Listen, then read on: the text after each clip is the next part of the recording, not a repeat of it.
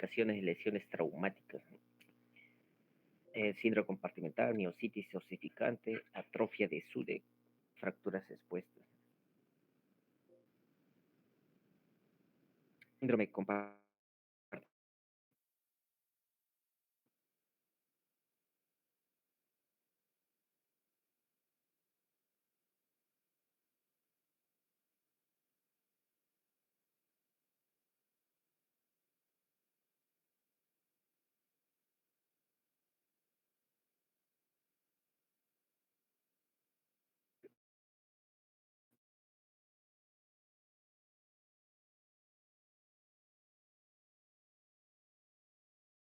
aumento de la presión o dependiendo del miembro, ¿no? Generalmente.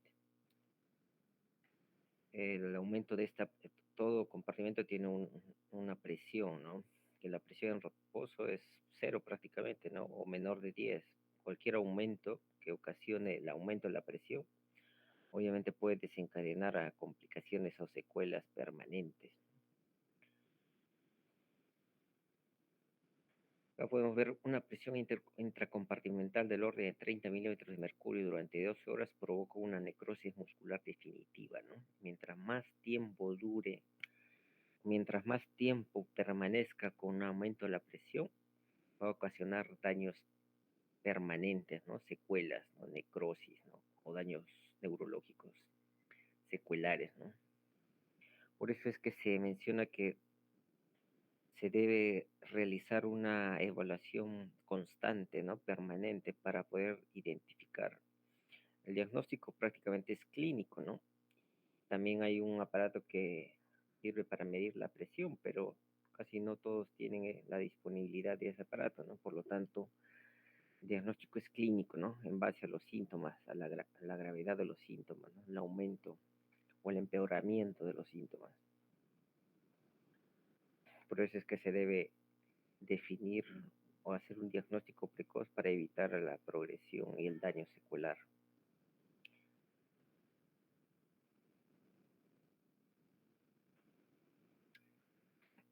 Bueno, lo que le mencionaba anatómicamente, tenemos varios grupos musculares, ¿no? En el miembro superior, en el miembro inferior, ¿no? El hombro, brazo, antebrazo, mano. Hay diferentes grupos, diferentes compartimentos anterior, posterior, ventral, lateral, ¿no? En el miembro inferior igual, ¿no? En el compartimento de los glúteos, el psoas, en el muslo, en la pierna, en el pie, ¿no? Dependiendo de la zona, podemos tener un grupo o varios grupos, ¿no? Hasta 10 compartimientos, ¿no? Los cuales hay que saber identificarlos, ¿no? Dependiendo de la anatomía, algunos son fáciles de diagnosticar porque son más superficiales y hay otros que son más profundos que son de difícil diagnóstico porque no se evidencian, ¿no? No se exponen, no son visibles, no son muy visibles, ¿no?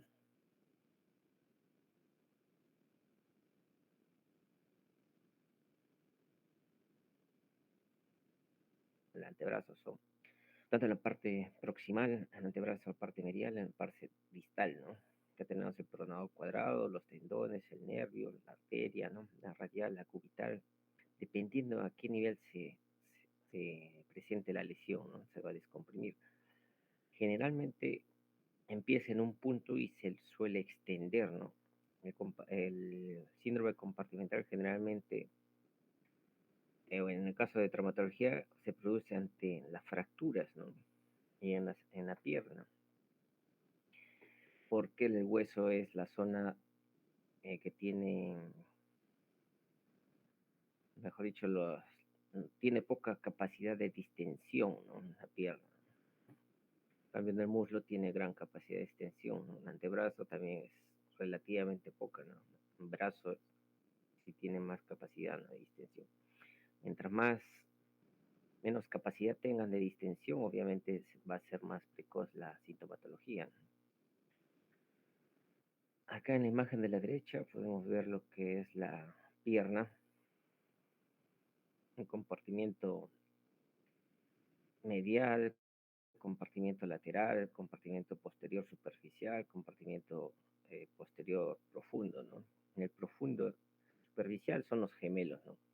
Donde prácticamente es fácil porque la piel se empieza a distender, ¿no? Se pone más tensa, tumefacta, ¿no?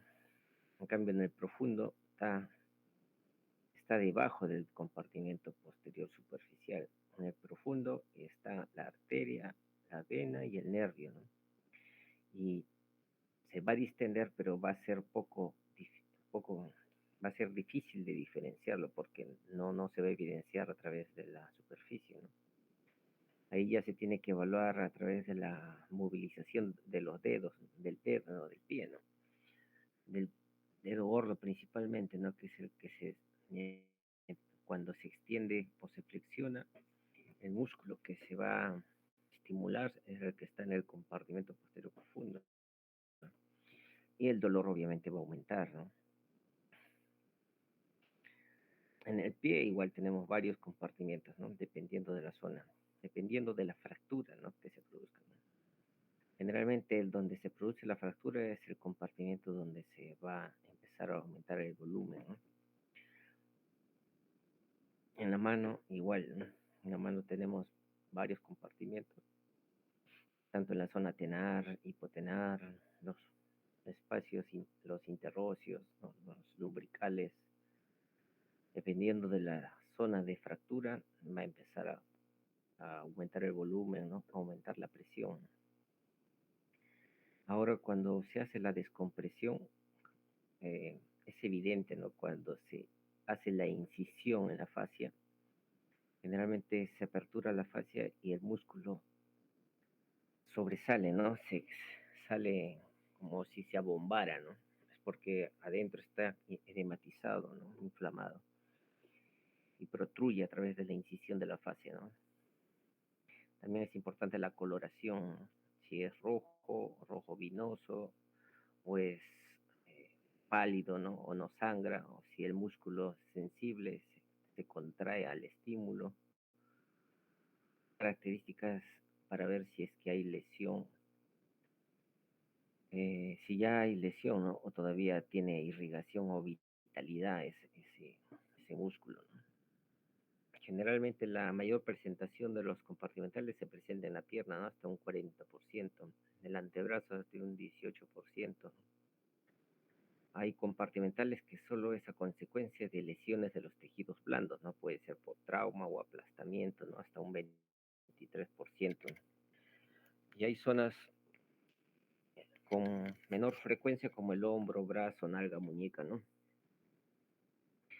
Donde prácticamente ya hay que hacer una evaluación constante, ¿no?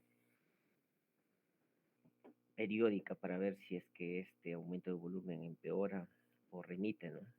Una vez identificado, estabilizado, ya debería empezar a bajar, ¿no? O tomando las medidas físicas como elevación del hielo local o la elevación de la pierna, ¿no? Por efecto de gravedad, debe ayudar a disminuir, ¿no?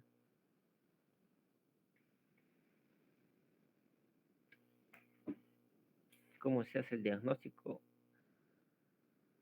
Prácticamente, como le mencionaba, es clínico, ¿no? En la clínica, dependiendo o buscando cuál es el mecanismo, ¿no? De que le está desencadenando, ¿no? Generalmente, como hemos visto, es a consecuencia de una fractura, ¿no? O un trauma, un aplastamiento, un choque, un golpe, ¿no? En las partes blandas, ¿no? Y se debe evaluar periódicamente, ¿no? Conforme va progresando o conforme va aumentando el volumen o el edema o la inflamación, el músculo o la piel se va tensando, ¿no? Se va a hacerse más brillante, ¿no? Porque la piel va a empezar a lesionarse. Conforme va pasando el tiempo,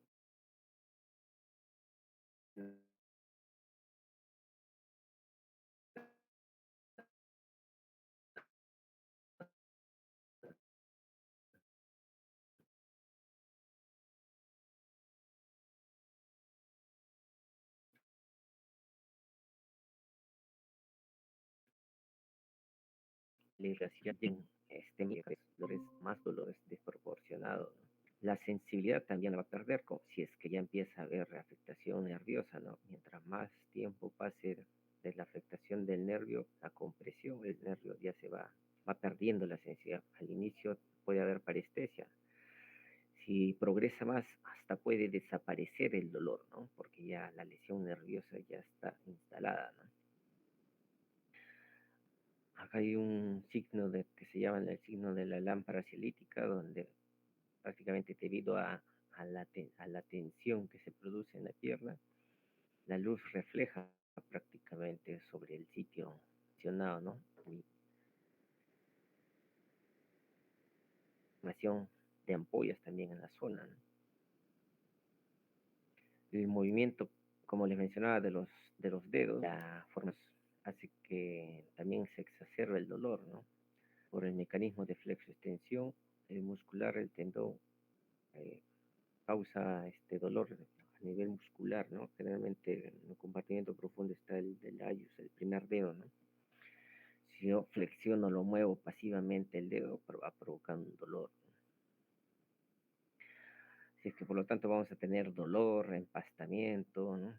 Puede haber parestesia si es que ya hay lesión del nervio, formación de ampollas si es que va progresando aún más, ¿no? Y cambios de coloración, pues, ¿no? Los pulsos distales también son importantes, ¿no? Si es que hay una presión, se puede hasta cortar el flujo sanguíneo. Los pulsos, el flujo llene capilar distal de los pulpejos, tanto en el miembro superior como el miembro inferior, también van disminuyendo, ¿no? Aparte de la clínica, podemos hacer la medición de la presión intratisular dependiendo del compartimento, ¿no? Acá podemos ver este aparato que es consiste en un sensor y una ampolla con un líquido o suero, ¿no? Prácticamente, ¿no? Y el sensor detecta la presión. Al introducir la aguja, prácticamente el sensor detecta la presión en la que está, ¿no?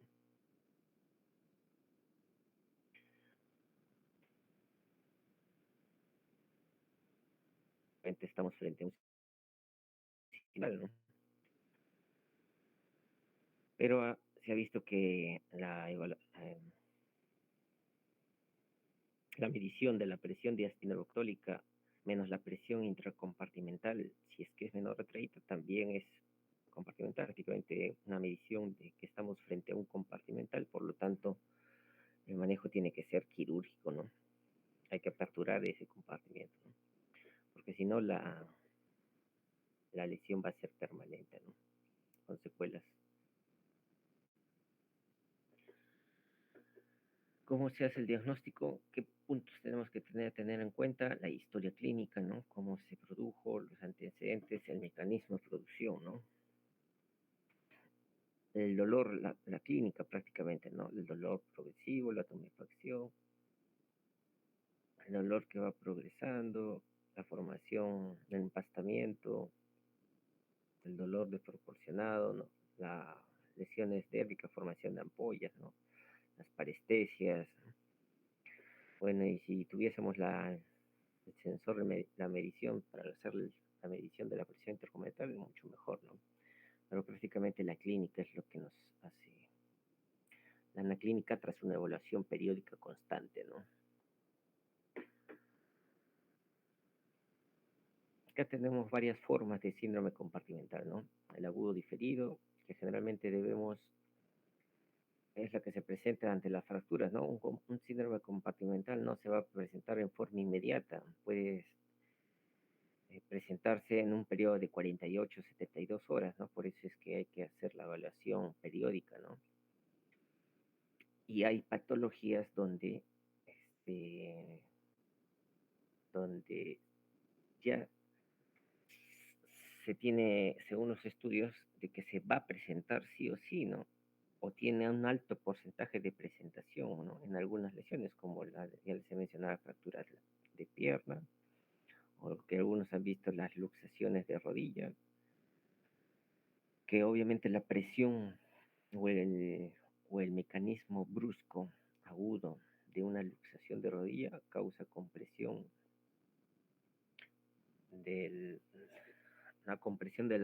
blandas o el mismo trauma de por sí causa compresión o el daño del tejido de las partes blandas y por lo que va a conllevar a una trombosis arterial. Por lo tanto, va a hacer que aumente la presión compartimental, ¿no? Y por lo tanto va a ir evolucionando, ¿no? En un periodo de 48 a 72 horas, ¿no? El síndrome compartimental agudo infantil que se presenta en 3,1% en los niños menores de 12 años, ¿no? El síndrome compartimental agudo por compresión localizada, ¿no? O sea, por una compresión, como su nombre lo dice, localizada, ¿no? Que generalmente se presentan accidentes o desastres naturales, ¿no? Derrumbes, las catástrofes, terremotos, ¿no? Estar, o qué sé yo, pues un árbol que se le ha caído en una pierna y está aplastándole, está teniendo una compresión en un punto, ¿no? Ahí viene lo que viene el otro grupo, es el síndrome compartimental por aplastamiento también, ¿no? Después tenemos el síndrome compartimental diagnosticado de forma tardía, ¿no?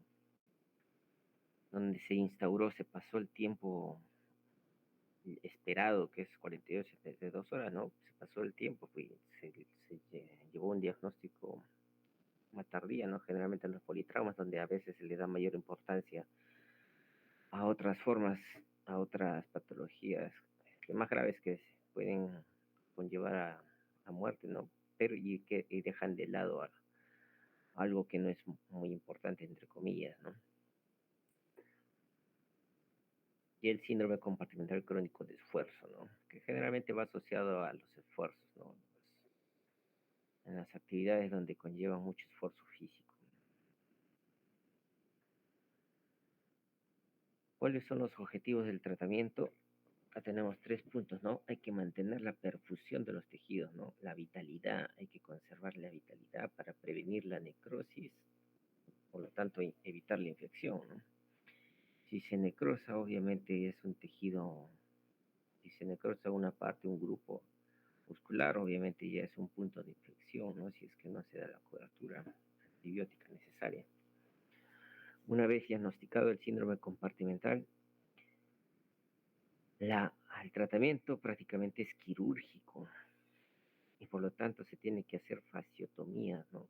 Es una urgencia porque puede conllevar hasta una amputación si es que no se le diagnostica precozmente, ¿no? Si se necrosa, si el síndrome compartimental progresa, va a haber necrosis muscular, ¿no? Necrosis nerviosa. Por lo tanto, así se lo descomprima, va a ocasionar igual una necrosis, por lo tanto una amputación, ¿no? Dependiendo del tiempo, obviamente, pues, ¿no? La descompresión se hace a lo largo de todo el músculo, ¿no? La incisión no es pequeña, no es mínima, no es solo el no hacerle un huequito a la fascia para que ya con eso sea suficiente, ¿no? Se hace a todo lo largo del grupo muscular, ¿no? De extremo a extremo. De tal forma que va, como les mencionaba, el músculo protruye, ¿no? Cuando está aumentado de presión, el músculo protruye cuando se hace la incisión de la fascia, ¿no? Igual en todas las estructuras, dependiendo de qué zona esté con aumento de la presión, se incide, ¿no? Dependiendo de la zona, pues. Si es en la zona medial, si es en la zona lateral, si es la zona de los interóseos, en la parte dorsal, si es que es en el antebrazo, tanto con la zona palmar o la zona dorsal, ¿no? Se abre todos los compartimientos, ¿no? En la muñeca hay un punto que siempre tenemos que tenerlo en cuenta, que es el túnel del carpo, que es por donde pasa el nervio, y el canal de Gullón, por donde pasa el nervio cubital, ¿no? Y el tenón, y el nervio mediano, que es el canal del carpo, ¿no? El radial también hay que descomprimirlo, pero no tiene, generalmente las zonas más rígidas son el canal del túnel y el canal de Gullón, por donde pasa el nervio cubital, ¿no? Son dos puntos que son los más rígidos que hay que descomprimirlos. En la mano, igual tenemos que entrar tanto para los interóseos, para los lumbricales, tanto para la zona tenar e hipotenar, dependiendo qué zona está con compartimental, ¿no? En el muslo, tanto ventral como posterior, ¿no? El cuádriceps y los músculos flexores, ¿no? La parte posterior.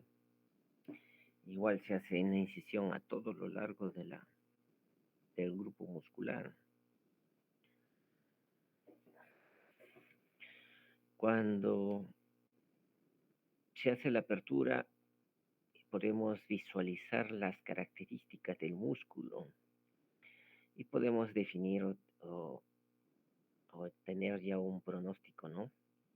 Si es que el músculo está, si todavía tiene la vitalidad, si es rojo claro, ¿no? O si es rojo vinoso, ¿no? Si es que tiene, si es que se contrae, ¿no? Si, o si sale estímulo, si es que se contrae o no se contrae, la consistencia, ¿no? Si sangra o no sangra, ¿no? Son todas esas características, hay que apuntarlas, ¿no? Porque ya prácticamente estamos definiendo si qué probabilidades tenga de que eh, se recupere o no, o ya tenga lesión permanente, ¿no?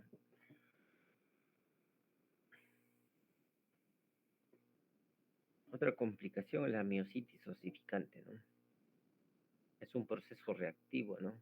Benigno, que generalmente se presenta en el músculo estriado, ¿no? Y generalmente a consecuencia de un hematoma. Puede estar en el plano subcutáneo o alrededor de los tendones o a nivel de peri, alrededor del hueso, ¿no?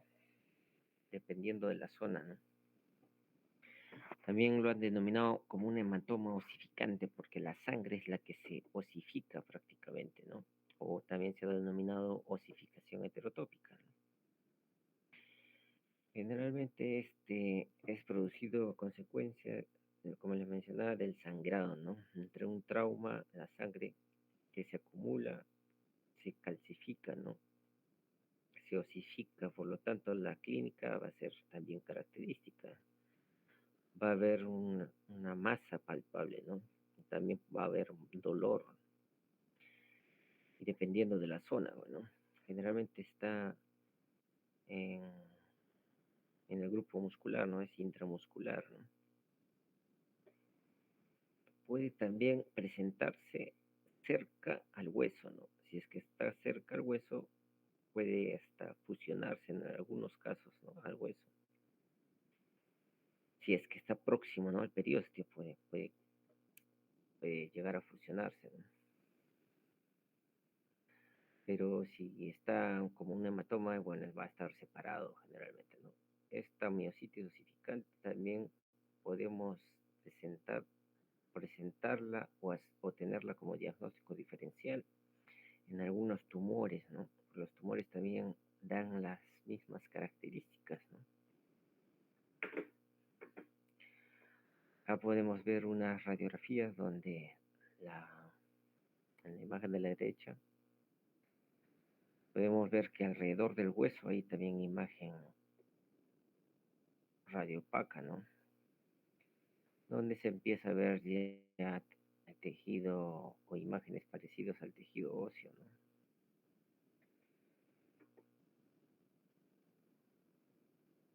La imagen de la izquierda podemos ver también una masa calcificada, ¿no? Donde no, todavía no falta la radiografía lateral o una radiografía oblicuo para saber si es que está, si es continuo con el fémur, ¿no? O está separado con el fémur. Las características generalmente de la miositis es que la calcificación empieza de periferia hacia céntrico, ¿no? A diferencia de los tumores, ¿no? Que los tumores generalmente suele estar calcificado desde el centro, ¿no? Desde el centro de la lesión o de la calcificación, ¿no? La densidad es diferente, ¿no? Acá podemos ver que esta imagen está prácticamente todo calcificado, ¿no? Lo más que hace sospechar es de una tumoración. El de la derecha, obviamente, tenemos que más asemeja a una calcificación, ¿no? Terrotópica. No tiene signos lesión tumoral, ¿no? O los patrones tumorales clásicos que radiológicamente se visualizan, ¿no? Las características de la ositis es que hay aumento de la densidad, es irregular, flocular, o a veces llamado como patrón de velo punteado, ¿no? Así como la de la imagen de la derecha, ¿no? Patrón de velo punteado. Acá también tenemos otra imagen donde prácticamente eh, eh,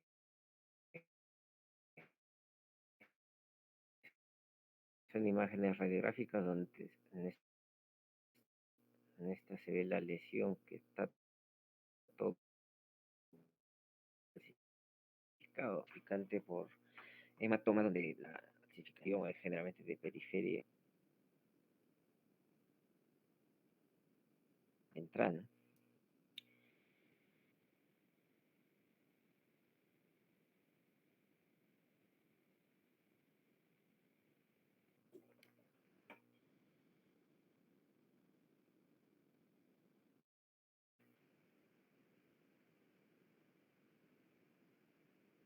Acá podemos ver la imagen de la derecha, una gamografía, donde mayor actividad es donde hay mayor depósito, ¿no?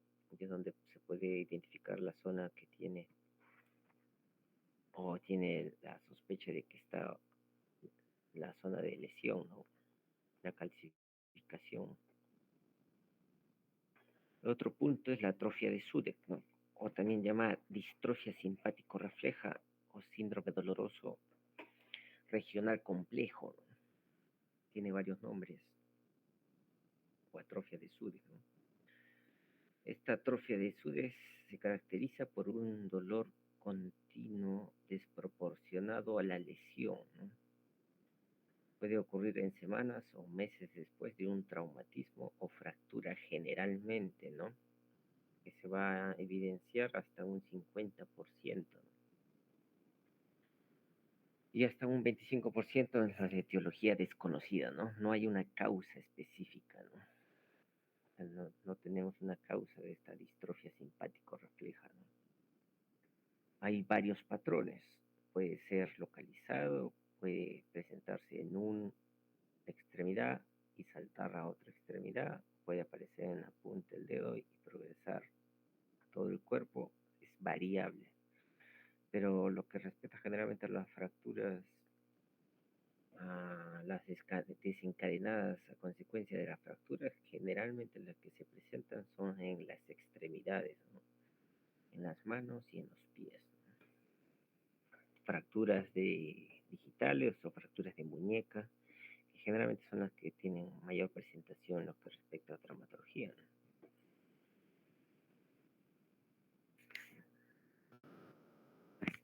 Es variable, ¿no? No, es un dolor desproporcionado, como se dice, ¿no?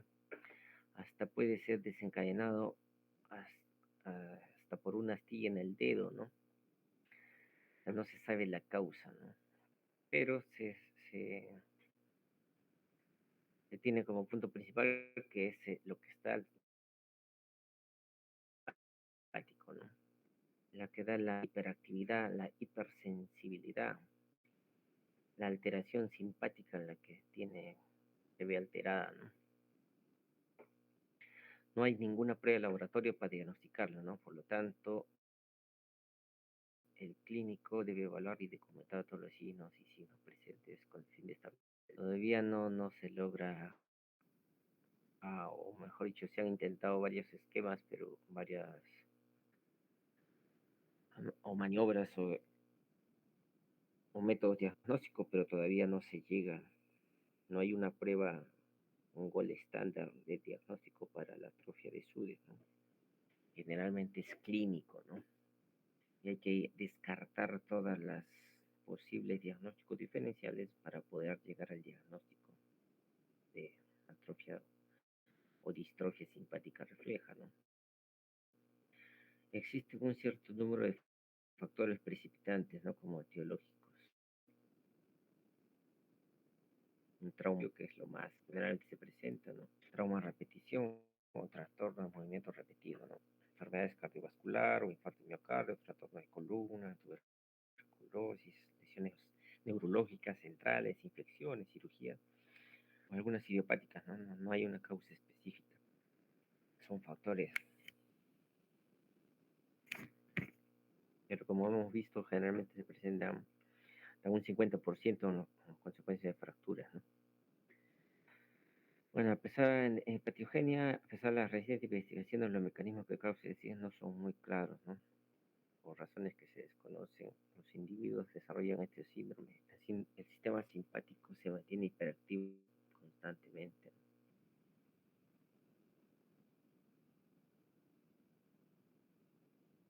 Se va a evidenciar que el sistema simpático en el lugar de la lesión causa una respuesta inflamatoria, ¿no? Que hace que los vasos sanguíneos tengan espacios continuos. Bueno, esto va a ser, la presentación va a ser de forma continua conforme va presentándose, conforme va avanzando, se van presentando todos los signos, ¿no? Va presentando mayor dolor, cambios simpáticos en cuanto a sensibilidad, aumento de la temperatura, movimientos involuntarios, ¿no? Atrofia muscular.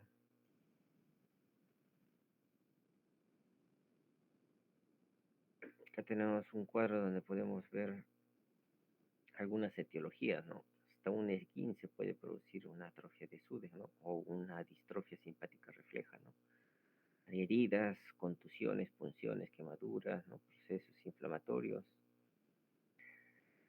Los infrecuentes secundarias lesiones viscerales, ¿no? Viscerales, secundarias a lesiones del sistema nervioso, ictus, tumores, traumatismo, esclerosis, ¿no? Son varios factores que pudiesen desencadenar la atrofia de Sude, ¿no? Hasta una cirugía del túnel del carpo, ¿no? Hasta una cirugía de Dupuytren, ¿no? Puede desencadenar este síndrome. La cirugía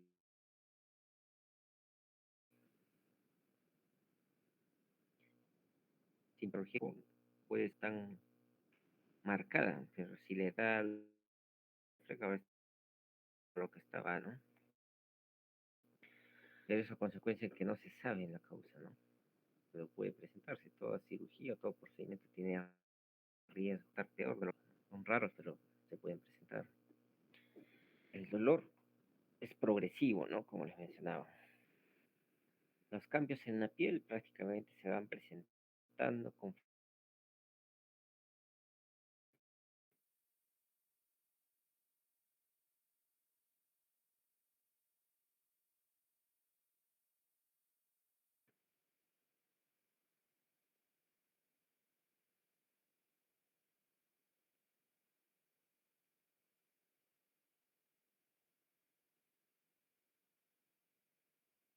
la estar en un Las uñas también son quebradizas, de crecimiento rápido y posteriormente va enlenteciéndose, ¿no? El crecimiento rápido de las uñas es un signo patognomónico, ¿no? La actividad simpática normal, los cambios vasomotores pueden asociarse como piel caliente o fría, ¿no? Al tacto, ¿no? Manifestándose con cambios de coloración de la piel, ¿no? Temperatura y hiperhidrosis, ¿no? Puede estar caliente la piel, brillante, con hipersudoración. Aparte va a presentar inflamación, ¿no? Puede ser en un inicio localizado, después se puede extender, ¿no? Conforme va progresando, va presentando también atrofia, ¿no? Debido a la inmovilización, porque un dolor, ante la presencia de dolor, obviamente no va a querer movilizar, ¿no? Por lo tanto, esa zona que no moviliza se va atrofiando, va a presentar debilidad muscular,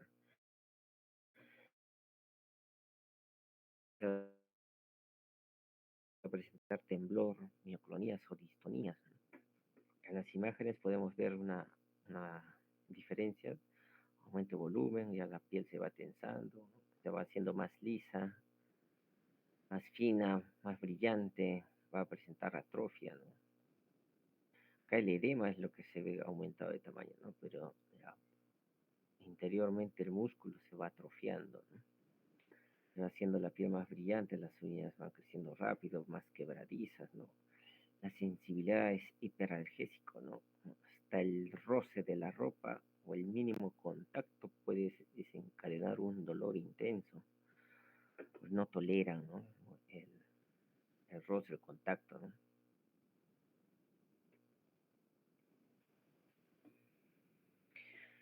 El día específica, la función más importante de las pruebas es descartar los trastornos, tratarlas.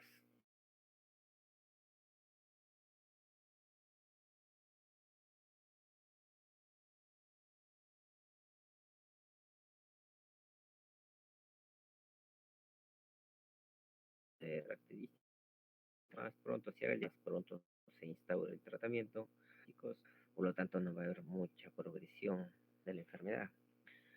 Las pruebas complementarias que se realizan, la radiografía, gamografía, resonancia, termografía, datos de laboratorio, son de ayuda prácticamente, ¿no? En la radiografía vamos a ver ante la ausencia del movimiento, va a empezar a ver osteoporosis, ¿no? La gamografía obviamente va a haber ayuda, como ya les he mencionado, una imagen hipercaptación en la zona, ¿no? Afectada, ¿no? La resonancia también ayuda un poco, ¿no? Sirve para el diagnóstico precoz de la enfermedad, especialmente cuando se localiza en la cadera, ¿no? La termografía, ¿no? Detecta zonas donde hay mayor calor, ¿no? Algunos datos de laboratorio como la hipertrigliceridemia o la hiperuricemia, ¿no? En la orina puede haber hipercalciuria o hidroxiprolinuria, ¿no? Son de ayuda porque si se dan cuenta no son específicos, ¿no? Lo que más ayuda son la clínica, ¿no? Los síntomas. Por eso es que se ha desarrollado unos criterios, ¿no? Los criterios de Budapest para hacer el diagnóstico del síndrome regional complejo, ¿no? Acá tenemos 4 puntos, ¿no? Dolor continuo desproporcionado en relación con cualquier evento desencadenante, ¿no? Como inicialmente les mencionaba, hasta una espina en el dedo que no debería causar mucho dolor, podría empezar a causar un dolor desproporcionado, intenso, ¿no? Conforme va progresando ya van presentando los demás sintomatología, ¿no? Cambios de coloración, el calor, las uñas, ¿no? Temblor, atrofia, ¿no? El otro punto a tener en cuenta, el paciente debe informar al menos un síntoma en 3 de las 4 categorías siguientes, ¿no? Las sensoriales, las hiperalgesias, ¿no? Palodinia, ¿no? La hipersensibilidad al menor roce que tenga produce dolor, ¿no? Los problemas vasomotores, la asimetría de la temperatura, ¿no? O los cambios de color en la piel. La mano derecha puede estar roja, caliente, y la mano izquierda obviamente normal, pero no, la no patológica, ¿no? Puede estar con la piel brillante también, ¿no? Las, los los sudomotores, ¿no? El edema y la sudoración asimétrica, ¿no? La hiperhidrosis, ¿no? El motor trófico, ¿no? Disminución de la amplitud del movimiento y disfunción motora, ¿no? Conforme va avanzando, progresando la enfermedad, va presentando todos esos síntomas que ya les mencionaba. Puede haber debilidad, temblor, distonía o cambios tróficos, ¿no? El pelo grueso, después se hace delgado, las uñas quebradizas, piel fina, caliente, hiperalgésico. El otro punto debe mostrar al menos un signo en el momento de evaluación de 2 o más de las siguientes categorías, ¿no? Sensoriales, vasomotores, sudomotores, motor trófico, ¿no? O sea, nuevamente vemos los sensoriales, evidencia de hiperalgesia, ¿no? Al pinchazo o alodinia, al tacto suave, ¿no? A la presión somática profunda o movimientos de las articulaciones, ¿no? O sea, toleran, no toleran la sensibilidad, menor mínimo rosa hasta donde la ropa causa dolor. Los vasomotores, evidencia de simetría de la.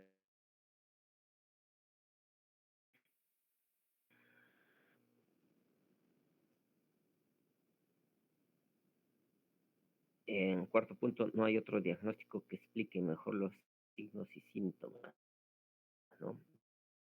Después de haber descartado todas las otras patologías, ya no nos queda otra que, en base a los signos y síntomas, llegar a un diagnóstico, ¿no?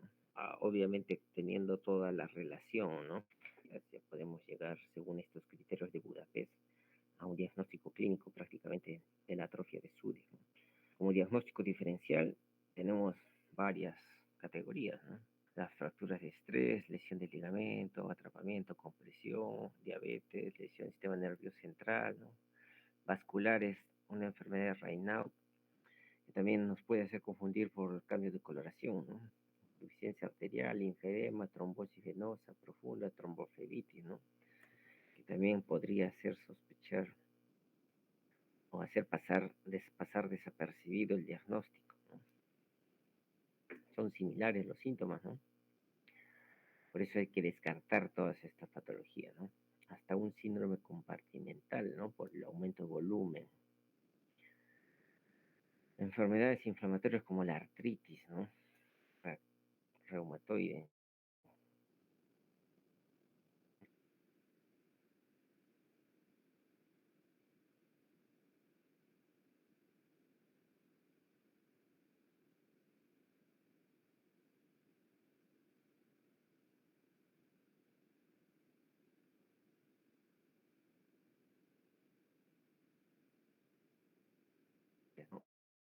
Estas patologías, el simpático refleja, ¿no? La piedra angular del tratamiento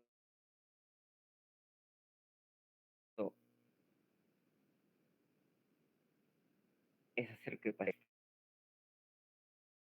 extremidad realizamiento, ¿no? Farmacéutico como fisioterapeuta, que no mejora a través de simpáticos, ¿no? O la simpatectomía, los efectos placebos en algunos casos, ¿no? O las bombas de morfina, ¿no? Dependiendo del estadio, ¿no? Dependiendo del estadio ya se va instaurando el tratamiento, ¿no?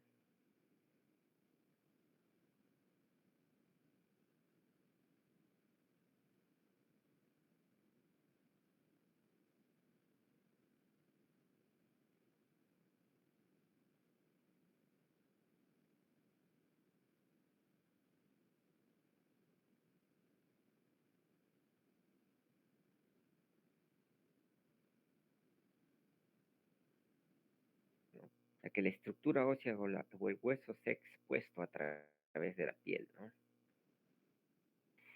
Estén visibles o no visibles los extremos fracturarios, ¿no? Puede inicialmente en el momento de la fractura exponerse y luego reducirse o esconderse, ¿no? Por eso es que dice sean visibles o no los extremos fracturarios. Está en comunicación con el foco de fractura. Por lo tanto, si está, tiene alto riesgo de infección, es un punto de entrada, ¿no? A mayor tiempo de exposición, mayor tiempo, mayor riesgo de infección. Realmente tiene una predominancia en el sexo entre la tercera y la cuarta década de la vida, ¿no? Generalmente son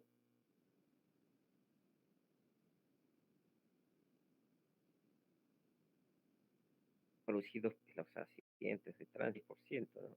Por agresión, 18%, por armas de fuego, un 15%, caídas de altura, por ciento, ¿no? De estas fracturas expuestas, el 30% son por politraumatismo, ¿no? Estas fracturas expuestas tienen alto riesgo de contaminación, ¿no? Hasta un 70% del riesgo de infección. Por lo tanto, toda fractura expuesta debe considerarse como una urgencia quirúrgica y hasta en algunos casos, como una emergencia quirúrgica, ¿no? Una fractura expuesta con daño vascular, con calibre considerable, pues te puede hacer perder bastante sangre y llegar a un shock hipovolémico, por lo tanto la muerte, ¿no?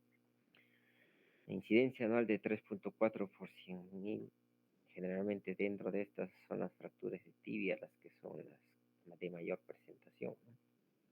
Los mecanismos de producción, mecanismo directo, indirecto, ¿no? El riesgo de infección generalmente son producidos por los gérmenes gram positivos, ¿no? Los que están colonizando la piel, ¿no? O los del medio ambiente, ¿no? El riesgo de infección, como les mencionaba, depende del tiempo de exposición, ¿no? A mayor tiempo de exposición, mayor colonización de bacterias, por lo tanto, mayor riesgo de infección. Y también va a depender de la extensión y del compromiso de las partes blandas, ¿no? Mayor tiempo, mayor extensión, mayor compromiso de tejido muscular o de partes blandas, va a tener mayor riesgo de infección, ¿no? El sitio más común es la pierna. ¿Por qué? Porque la tibia es una zona, o la pierna es una zona donde la tibia prácticamente está en contacto con la piel, ¿no? No tiene mucho grupo muscular de protección, ¿no? Tanto si hay una fractura en la pierna, es más fácil que se exponga porque la parte anteromedial de la pierna está entre hueso, fascia, algo de tejido graso y piel, ¿no? Más fácil que se exponga, ¿no? Y hay un gran porcentaje, de un 25 al 90% dentro de la clasificación de que vamos a ver más adelante, que fue amputación, ¿no? Usted 13 de Gustilo y Anderson son los que establecieron la guía para el tratamiento desde el 76, ¿no? Gustilo en llevar conforme se fueron presentando, se fueron desarrollando, ya empezaron a haber modificaciones, ¿no? En cuanto a la clasificación. Por lo tanto, no solamente era describir la fractura, también era importante ver el daño de la piel, ¿no? El daño del músculo, el daño arterial, ¿no? El riesgo, la contaminación, ¿no? La pérdida o daño del tejido óseo también, ¿no? O sea, todos esos puntos se tomaron en cuenta, ¿no? Hay algunos factores de riesgo adicionales como la edad, ¿no? Comorbilidades, ¿no? Según tomando en cuenta todos esos factores de riesgo, se logró clasificar el pronóstico, ¿no? A mayor, a mayor daño, a mayor presentación de factores, obviamente mayor o mal pronóstico.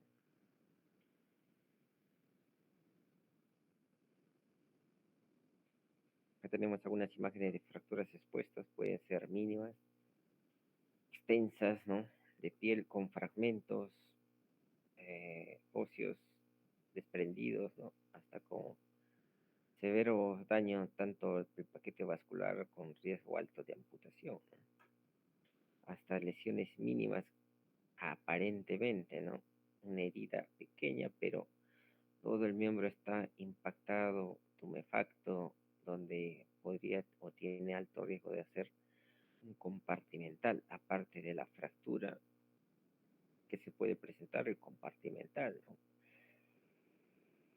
Tiene riesgo de presentar varias complicaciones, ¿no? La infección de por sí, el riesgo de compartimental, el riesgo de la necrosis de los tejidos blandos y hasta la pérdida o el riesgo de amputación si es que esto progresa, ¿no?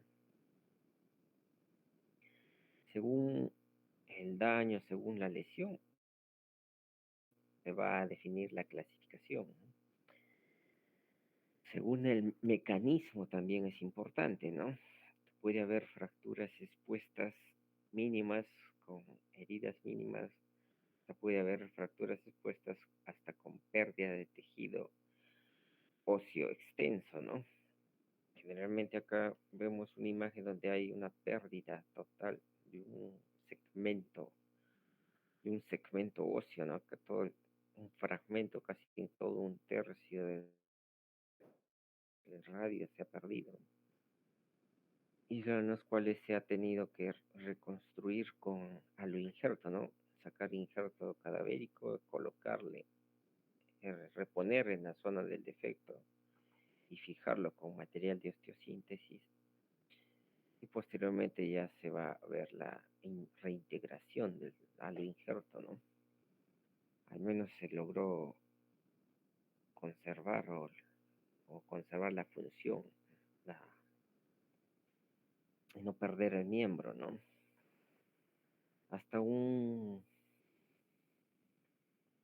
hasta la apertura de las bolsas de aire que se encuentran en los autos puede causar la apertura violenta de la velocidad que se produce cuando suceden los accidentes de tránsito y los niños están en la parte anterior.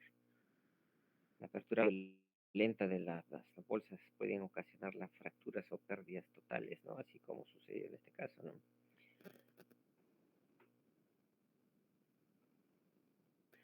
Por lo tanto, la clasificación en Gustilo es importante porque nos permite hacer comparaciones entre los resultados en las publicaciones, ¿no? Nos permite también definir el tratamiento, ¿no? Nos permite definir el pronóstico de la lesión, ¿no? Dentro de estas, la más utilizada en lo que es la de Gustilo y Anderson,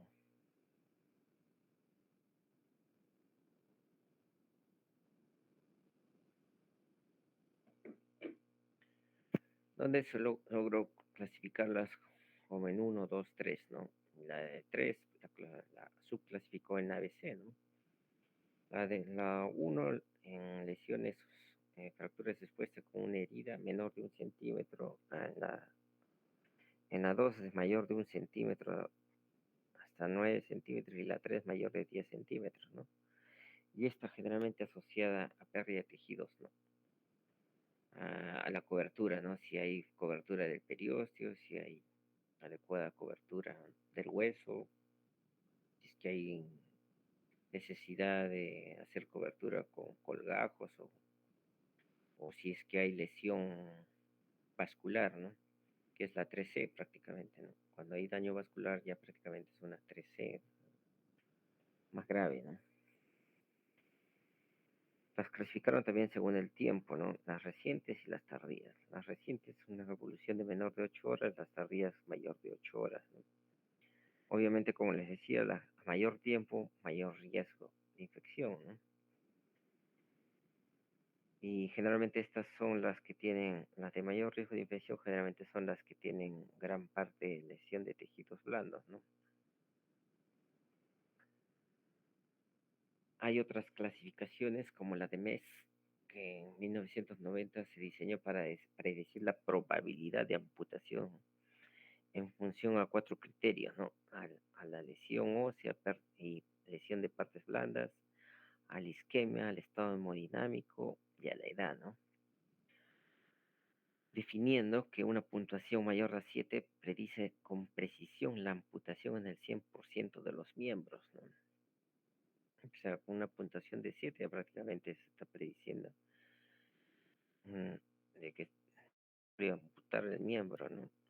Dentro de estas está la isquemia, ¿no? El shock y la edad.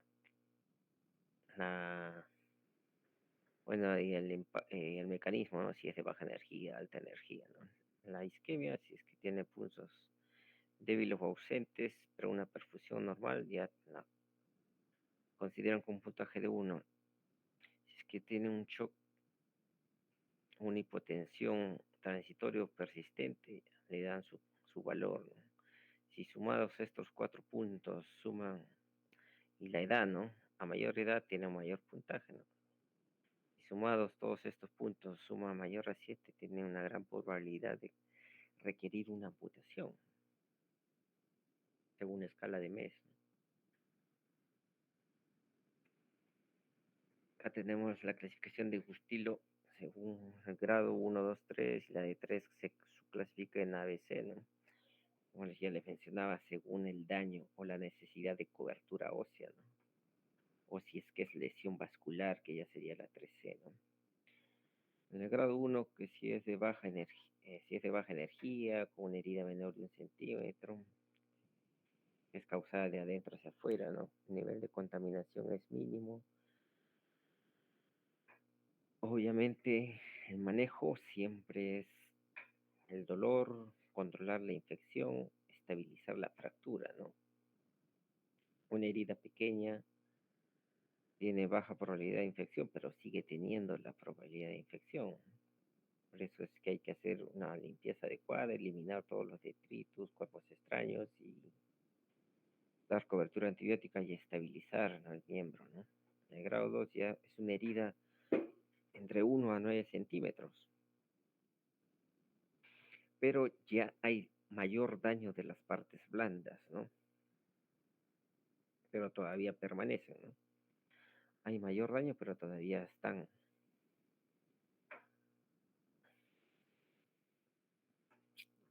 Herida de menos de 9 centímetros, pero al tener mayor extensión, mayor riesgo, mayor probabilidad de infección. La de grado 3 obviamente es una herida mayor de 10 centímetros, mayor exposición de partes blandas, mayor riesgo de infección. Para que se produzca una herida extensa, obviamente el traumatismo tiene que ser de alta energía, ¿no? Por lo tanto, mayor riesgo de infección, con alta probabilidad de tener daño vascular, ¿no? Por eso es que la subclasificó, ¿no? Si es que tiene eh, daño, gran daño en partes blandas, si es que tiene pérdida de tejido, o si es que hay compromiso del daño vascular, ¿no?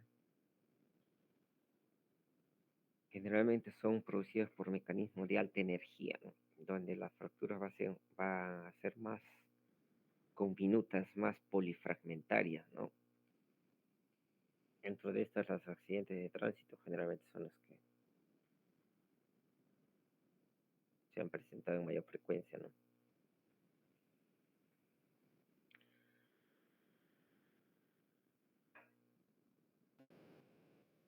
En la 3B ya podemos ver que hay una lección extensa de partes blandas con pérdida de periósteo, ¿no? Y gran exposición ósea, por lo tanto, mayor riesgo de infección, ¿no? Mayor exposición de tejido. Dentro de esta 3B1 y 3B2, en la B1 se logra una cobertura adecuada dentro de la primera semana de evolución, ¿no? En la 3B2 no se logra una cobertura adecuada dentro de la primera semana de evolución, ¿no? O sea, ya el tratamiento es con cobertura diferida, ¿no? En la 3C ya prácticamente es una fractura expuesta asociada con lesión arterial, ¿no? Que requiere reparación o amputación, ¿no? La frecuencia de amputación es de hasta el 90%. El hecho que tenga eh, una herida de 1 centímetro y un daño vascular ya es considerada como 3C, ¿no? No porque tenga una herida de 1 centímetro va a ser considerada como 1, ¿no? Ya cuando tiene lesión del paquete vascular ya es considerada como 3C, ¿no? Tenemos imágenes de amputaciones traumáticas, ¿no?, extensas por mecanismo de producción de alta energía.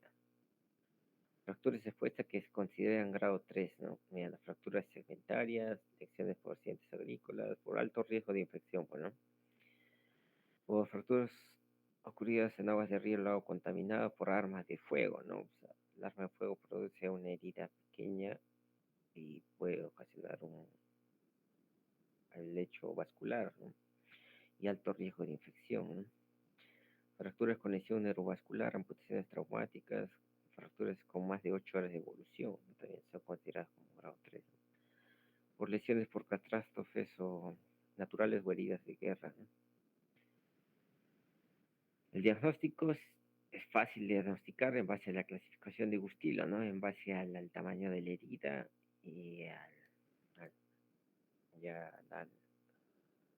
a si es que se ha habido lesión vascular o no ha habido lesión, o al daño de tejido, partes blandas, ¿no? ¿Cuáles son los principios del tratamiento? considerarla siempre como una urgencia no derivable, ¿no? El objetivo del tratamiento es prevenir la infección, lo que hemos visto, ¿no? Hay que viabilizar a que esta fractura consolide, ¿no? Para restaurar la función de la extremidad, ¿no? Hay que preservar, obviamente, como les mencionaba, hay que,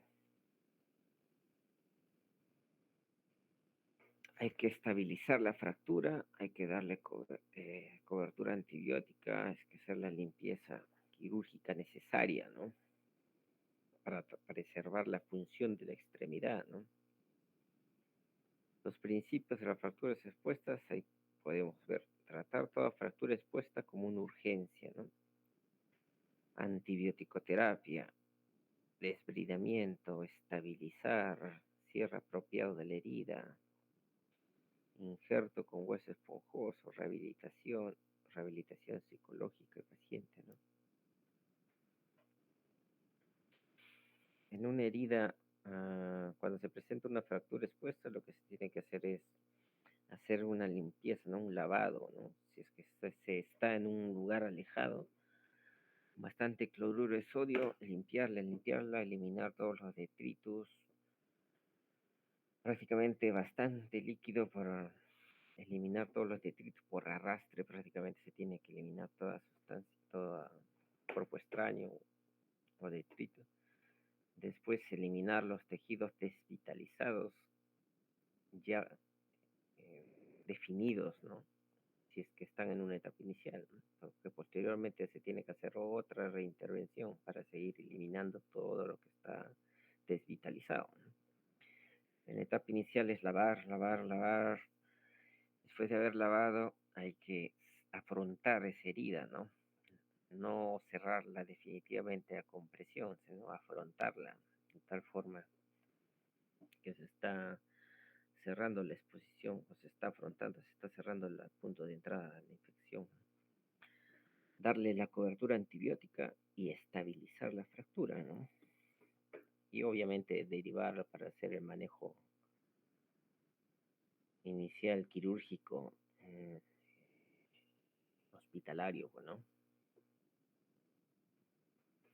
La terapia va a depender obviamente del germen, ¿no?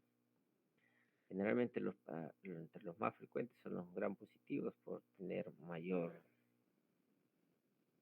porque están presentes en la flora, en la piel, ¿no? ¿No? Hay como los estafilococo aureus, ¿no?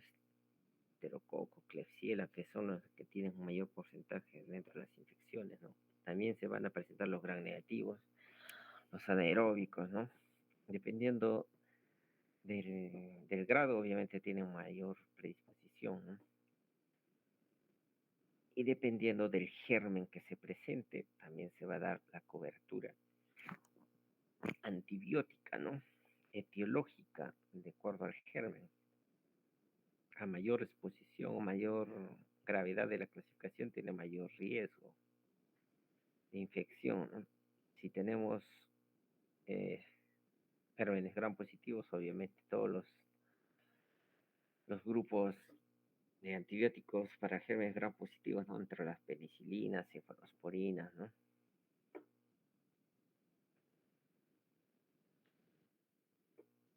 También hay que brindar profilaxis antitetánica, ¿no? Si es que si tiene sus dosis completas, si no tiene las dosis, igual pasado el tiempo, dar un refuerzo, ¿no? Desbridamiento, como ya le mencionaba, eliminar todo detritus, ¿no? Ya sea de la piel, fascia, tendón, músculo. Si es que ya está totalmente desvitalizado, eliminar. No por querer preservar parte del tejido, mm, eh, no por querer preservar parte del tejido, no vamos a dejarlo, no tenemos, si ya está desvitalizado, se tiene que eliminar, no queda otra, porque eso no va a regenerar, ya está ya necrótico. Eso podría ser un caldo de cultivo para que la infección se instaure, ¿no? Si es que se deja tejido desvitalizado, necrótico. Igualmente los huesos, ¿no? Los fragmentos desvitalizados, un cambio de coloración según el tiempo, obviamente también tienen que ser eliminados, ¿no? Con alto riesgo de infección tienen que ser eliminados. Si se han dado cuenta, se puede hacer reconstrucciones, pero ya con al injerto, donde ya con todas las medidas asépticas, obviamente ya se puede reconstruir, ¿no?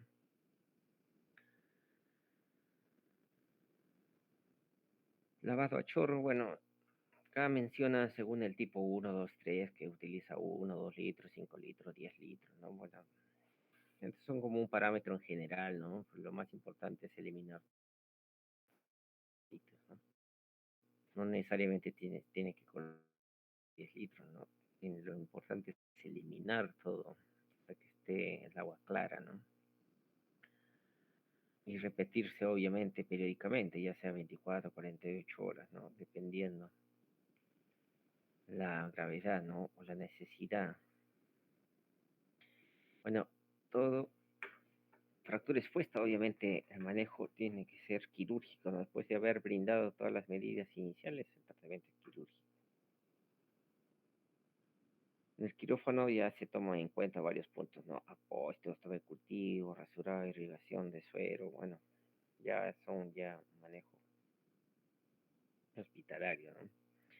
Las amputaciones, si es que hay lesión vascular, obviamente, ¿no? Si hay lesión neurológica, ¿no? Si ya no se puede preservar, ya no tiene vitalidad, ya es necesario según los criterios de vitalidad, ya prácticamente se tiene que amputar, ¿no? El tratamiento quirúrgico generalmente se realiza en un control de daños con un fijador externo, ¿no? De tal forma que con esto ya instauramos el tratamiento inicial, ¿no? Después de pasar la etapa del riesgo de infección, control de la vitalidad, disminución o después de haber delimitado lo que es el daño de partes blandas, ya se define el tratamiento definitivo, tanto de la fractura en sí y del daño de tejido de partes blandas, ¿no? Habiendo la necesidad de utilizar los diferentes materiales de osteosíntesis que tenemos, ¿no? Placas con fijadores externos, tracción esquelética, ¿no? Están simples tornillos, estas placas de diferente diseño. Según la clasificación también se define el tipo de tratamiento, ¿no? Según la extensión de las partes blandas se define el tratamiento, ¿no? Puede ser en un principio una fijación con un fijador externo y según su evolución o la necesidad o la clasificación ya se define si es que se consigue o se deja como tratamiento definitivo el fijador externo, ¿no? Las tracciones esqueléticas, dependiendo del tipo de fractura expuesta que se tenga, ¿no? La cobertura de la piel de la herida puede ser cierre primario diferido o cierre secundario, ¿no? Generalmente son las de tipo 2 y 3 donde hay extensa lesión de partes blandas hasta con pérdida de tejido, ¿no?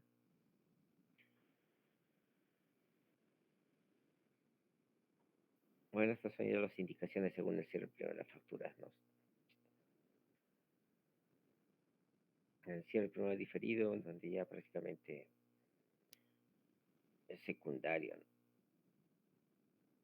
Se puede hasta hacer necesario la colocación de injertos, colgajos, rotaciones, injerto piel parcial, total, colgajos a distancia, en los casos del cierre secundario, ¿no?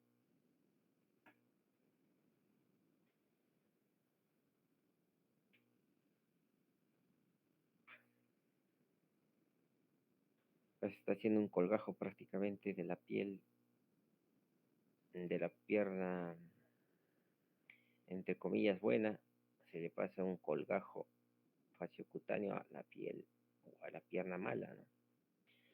Después de que sea integrado el colgajo a la pierna mala, ya se corta el pedículo y se lo tapa la zona donante con un injerto, ¿no? Son ya cirugías de reconstructivas de salvamento, ¿no?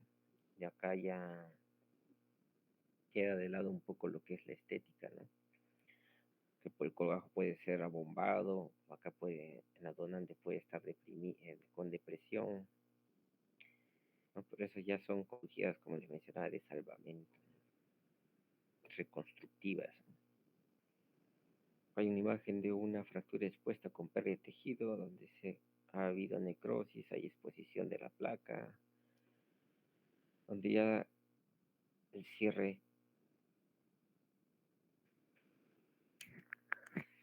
ha sido en forma secundaria y donde logra visualizar la, la regeneración del tejido óseo, ¿no?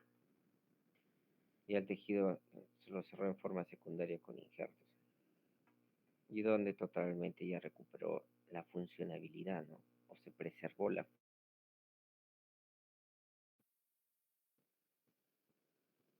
un control ya donde ya está totalmente ya consolidada la fractura, ¿no? Con recuperación del miembro. En algunos casos hay necesidad de colocar injertos, ¿no? Injertos óseos, ya sea del mismo paciente o como aloinjertos. Efectos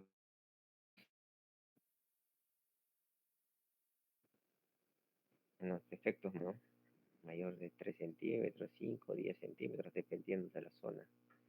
Las complicaciones que pueden presentarse son varias, ¿no? Puede haber lesión vascular, lesión nerviosa, la gangrena, ¿no? Por la infección de sus partes blandas, la osteomielitis, ¿no? Si es una fractura expuesta, tiene alto riesgo de infección, tanto de las partes blandas como del tejido óseo, ¿no? Si no se trató bien en una etapa inicial, esa infección puede enfriarse en etapa inicial y reactivarse en años posteriores, ¿no? La pseudoartrosis, ¿no? Al no brindarle una buena estabilidad, una buena estabilización, el tejido óseo no llega a consolidar, por lo tanto hace pseudoartrosis o no consolida. El retardo de la consolidación, tanto por por el riesgo de infección, por la exposición, la falta de cobertura de partes blandas, la falta de estabilización, son varios factores que contribuyen, ¿no? A la presentación de estas complicaciones, ¿no? Pseudoartrosis, retardo de consolidación, o la consolidación viciosa, ¿no? Es una consolidación no alineada, ¿no? No anatómica, o sea, desviada o alterada, ¿no? O chueca, en otras palabras. Bueno, la atrofia muscular, obviamente, por la hipofunción de la actividad de ese miembro, ¿no? El no moverlo, obviamente, va a haber atrofia, ¿no? O también se va a presentar lo que es la atrofia. Puede presentarse las otras complicaciones que ya hemos visto, ¿no? La compartimental, la atrofia de Sude, ¿no? Miositis, la rigidez articular, falta de movimiento de la articulación, causa mayor rigidez, ¿no? Mayor disminución del movimiento, por lo tanto, mayor inactividad, ¿no?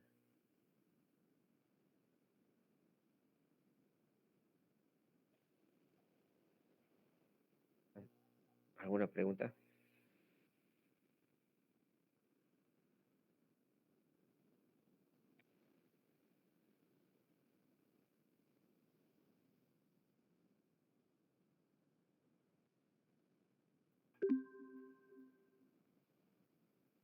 Bueno, ya lo dejamos ahí entonces.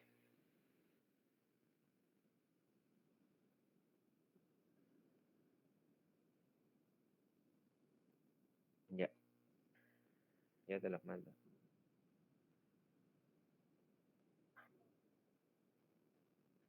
Ya, hasta luego. Hasta luego.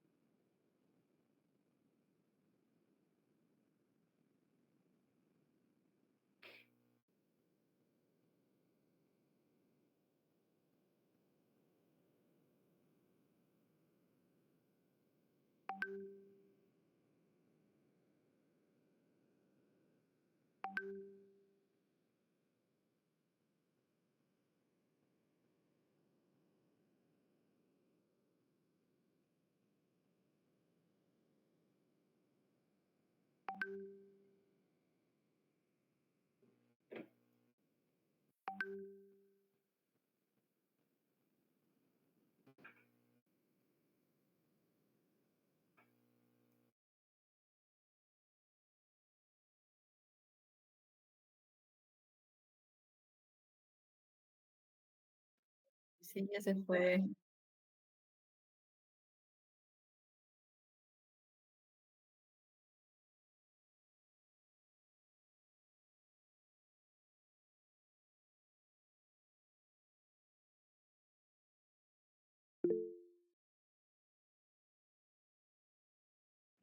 Presente, buenas noches. Buenas noches, Chanti, presente.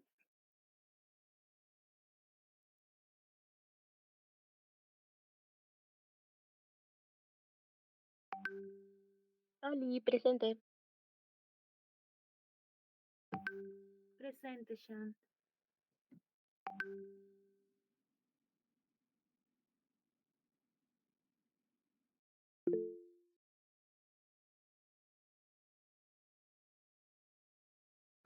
Presente.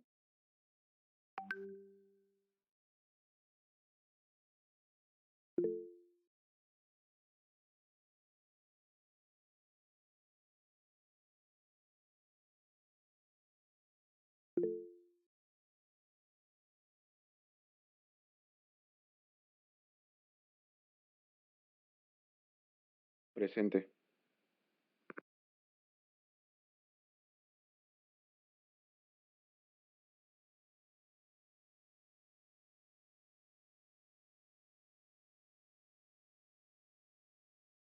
Presente.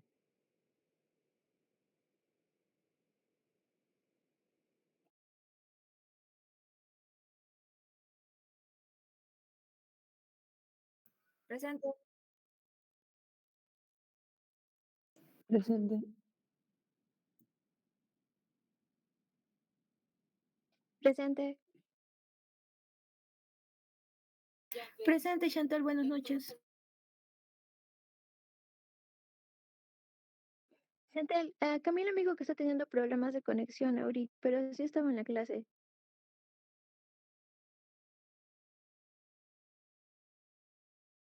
Presente. Presente.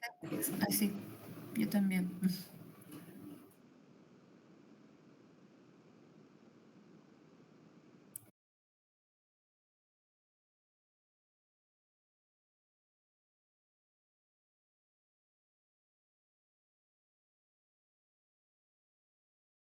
Presente. Presente.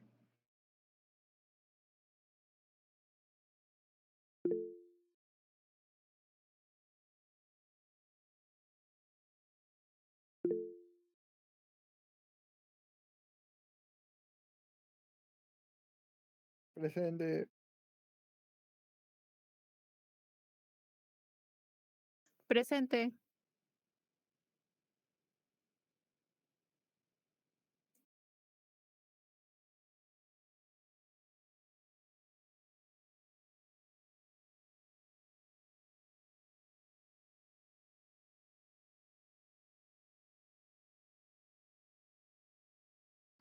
Sí, Fabiola ha escrito presente en el chat.